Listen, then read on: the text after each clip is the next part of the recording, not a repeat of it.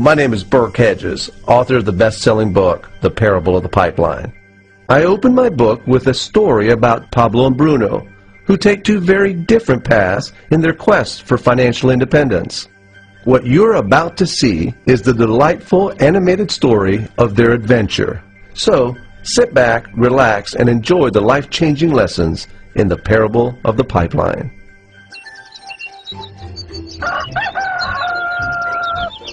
Far away, in a small village, near a beautiful valley, lived two friends, Pablo and Bruno. They were both young and dreamed of a better life for themselves. They'd often discuss their dreams about how they would become the most successful men in the village. They weren't afraid of hard work, and they searched for opportunities to help realize their goals and achieve their dreams.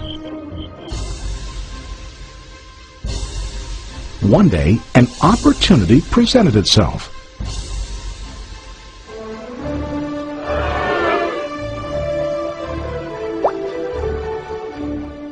The mayor of the village decided to hire two people to bring water from a spring up on the mountain, across the valley, back down to the village. They were to be paid based on the amount of water delivered to the village. Bruno and Pablo enthusiastically got to work. Every day, from morning till evening, they carried buckets to and from the spring. They worked hard, carrying water to the village. In the evening, they'd return home with their day's wages.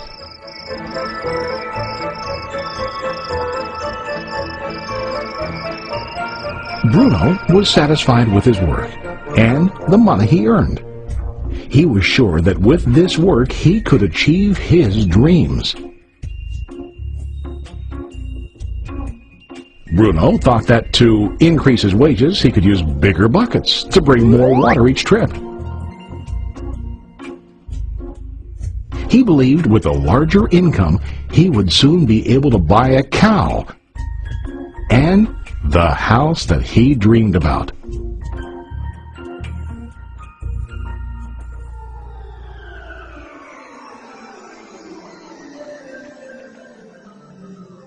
Now Pablo was not satisfied. At the end of the day, his back and hands ached, and he was exhausted. He was looking for an easier way to earn more. One day an idea occurred to Pablo. He imagined building a pipeline to deliver the water from the mountain spring to the village. With this pipeline, he could get more water to the village without carrying buckets back and forth from the spring to the village. Soon, he got very excited about his idea and began to plan. Pablo, of course, shared his idea with his friend Bruno and asked him to join with him to work on and help build the pipeline. Bruno thought the idea was crazy. All Bruno could think about was what his money could buy today and how to get it quicker. He felt that building a pipeline would slow him down and delay him in achieving his goals. Instead, Bruno got bigger buckets and went more often back and forth, fetching water. He was sure that with this method, he could make more money. Pablo decided to build the pipeline on his own. He understood that it would not be easy to build, and it would take time to complete the pipeline. Pablo knew that it could take several years to finish, but he set his mind on his goal. Every day he worked and carried water like before. But on weekends and during his spare time, he worked hard to dig in the rocky soil and build his pipeline. In the first month, there was little to show for his work.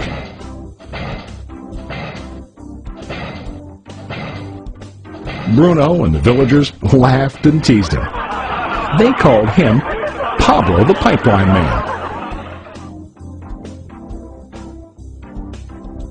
During this time, Bruno's income doubled. He already bought a cow and a bigger house. His lifestyle changed.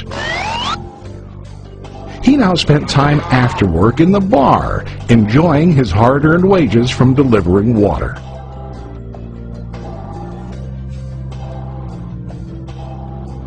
What Bruno didn't realize was that his body was starting to stoop from carrying heavy buckets every day.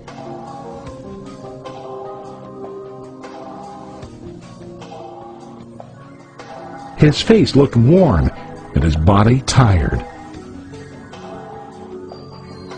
Soon, he began to carry less and less water due to the wear and tear on his body.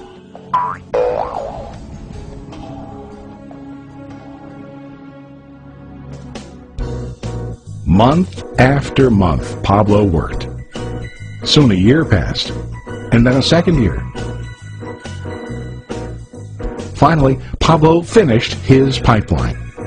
He now used his pipeline to deliver water to the village instead of carrying buckets.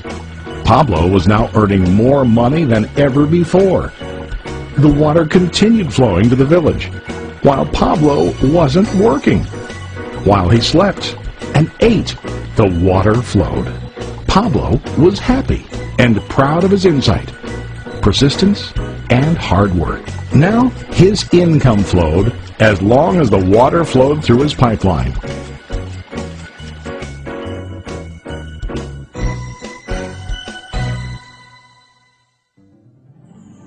The story of Bruno and Pablo is a reflection of life. Their jobs symbolize what most people do to earn money. Bruno gets his money using buckets. He goes back and forth, carrying his buckets from the spring to the village in exchange for money. To increase his income, he either has to go more frequently to the spring or to use larger buckets. It's common in real life to increase our income by working harder. For example, working overtime or getting a second job. We also increase the size of our buckets by accepting a higher paying position, which often includes spending more time on the job. Most of us exchange time for money like Bruno. We know that every person has only 24 hours in the day and that it's not possible to use all our time to work. The most difficult time comes when we can no longer exchange time for money due to age, health, or other reasons. Then, our income stops. Now let's review what Pablo did. Very wisely, Pablo did not exchange all of his time for limited income, but he used some of his time to build a pipeline. He knew that the pipeline would bring ongoing income as long as the water flowed. An ongoing income that multiplied the time he worked each day. Pablo knew that someday, maybe because of age or health, he would no longer be able to exchange his available time for money. Pablo knew that if he could make his idea of a pipeline work, then he only has to do the hard work of building the pipeline. After the pipeline was completed, Pablo was able to monitor and maintain the flow of water to ensure that his income will continue. Pablo has shown us that to earn an income, we don't always have to directly exchange time for money. There really are better ways. How about you? Are you still like Bruno, who directly exchanges time for money? Or do you want to be like Pablo, building and maintaining a pipeline for ongoing income? If you are interested in the idea of building your own pipeline, contact the person who lent you this presentation. You can start building your pipeline today.